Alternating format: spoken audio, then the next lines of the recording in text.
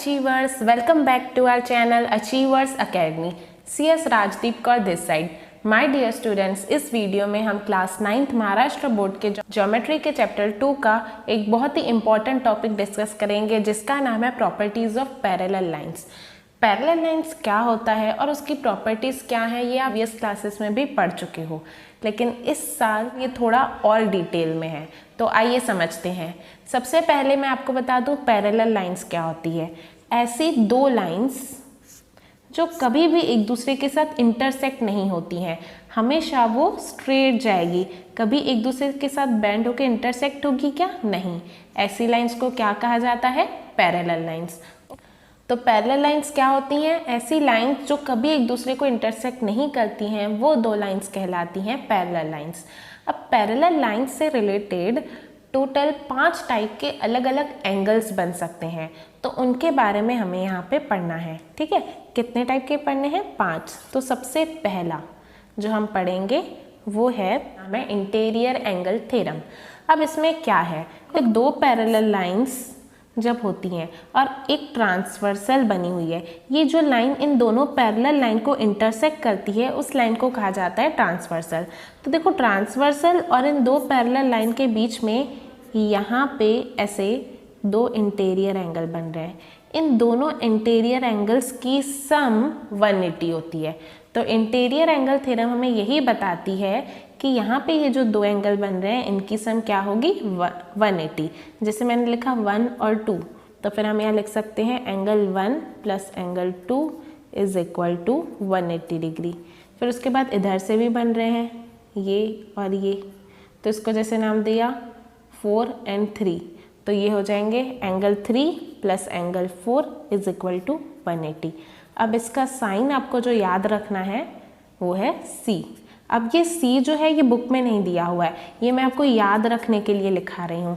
C उल्टा हो या सीधा हो, जहाँ पे पैरेलल लाइन और ट्रांसवर्सल के बीच में C शेप बन रहा है, देखो यहाँ पर मैं आपको दिखाती हूँ. ये देखो C शेप बन रहा है, ये यहाँ से भी C शेप बन रहा है. मतलब जहाँ पे भी C शेप बनता है पैरेलल लाइन और ट्रांसवर्सल के बीच में, वहाँ पर इंटीरियर एंगल थ्योरम अप्लीकेबल होती है. और इंटीरियर एंगल थ्योरम में क्या बताया है? जो C बन रहा है ना, उसके जो दो एंगल हैं अंदर, उन दोनों एंगल की सम 180 होती है. ठीक है, और जिन दो एंगल की सम 180 होती है उनको हम सप्लीमेंट्री एंगल्स कहते हैं. अब दूसरा टाइप सीखते हैं. दूसरा टाइप है अल्टरनेट एंगल थ्योरम. दूसरी थ्योरम है अल्टरनेट एंगल थ्योरम. अब अल्टरनेट एंगल थ्योरम में क्या है? इसमें आपको जो साइन है पहले मैं वो बता देती हूँ. इसका साइन है Z उल्टा सीधा कैसा भी हो सकता है.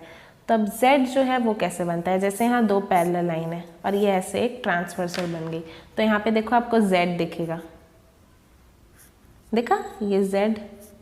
तो ये जो Z बन रहा है, यहाँ पर ये जो दो एंगल कवर हो रहे हैं, ये दोनों एंगल अल्टरनेट एंगल है. जैसे यहाँ पे मैंने लिखा 1 और 2, तो एंगल 1 और एंगल 2 जो हैं वो इक्वल होंगे, और इनका रीज़न हम लिखेंगे अल्टरनेट एंगल थ्योरम. अब दूसरा एक और Z बन रहा है, देखो, है ना. तो ये जो है ये दोनों एंगल भी अल्टरनेट एंगल होंगे और ये क्या होंगे? इक्वल.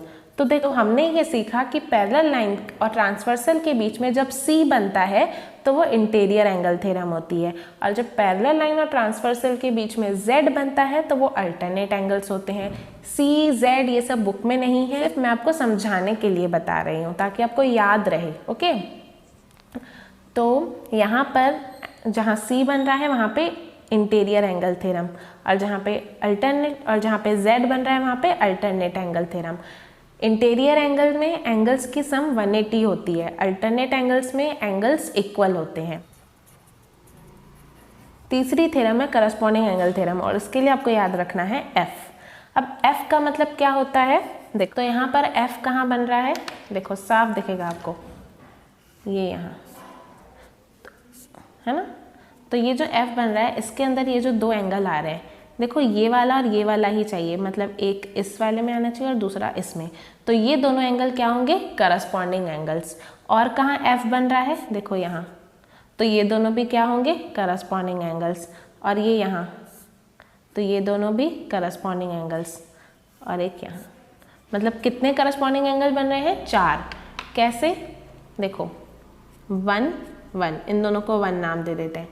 उसके बाद यहाँ पे 2 और ये 2, ये दोनों करस्पॉन्डिंग एंगल।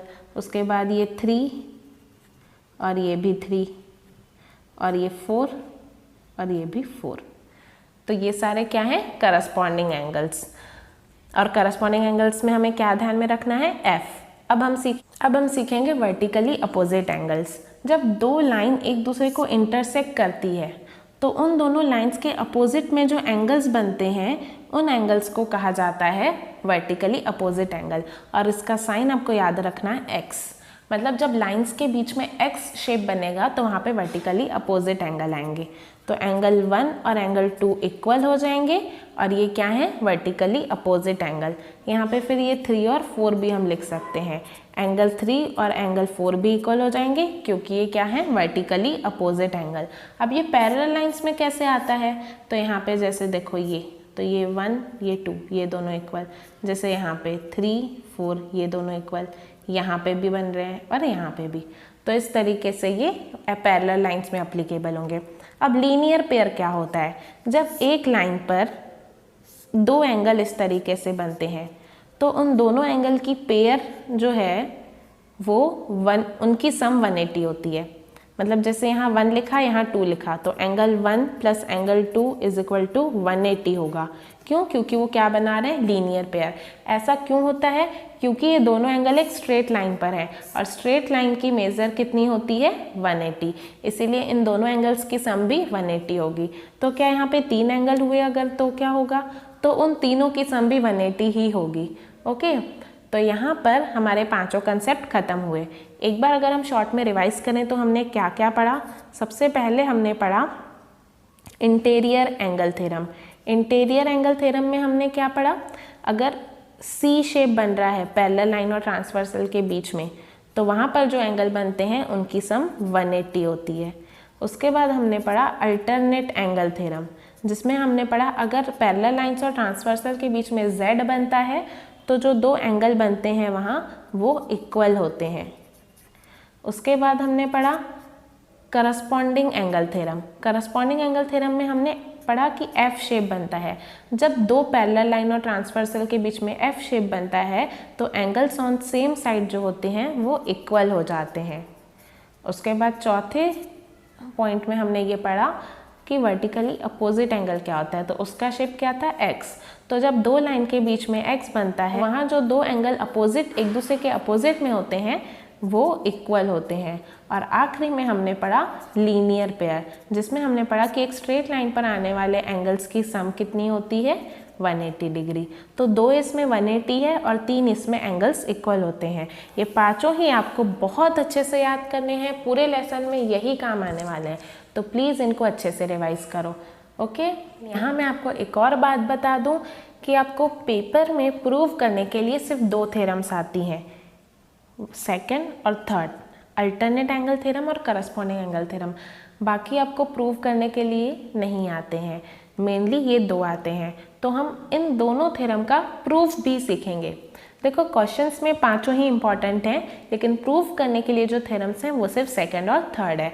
तो नेक्स्ट वीडियो में हम सेकंड और थर्ड थ्योरम को डिटेल में प्रूव कैसे करते हैं ये समझेंगे। Thank you.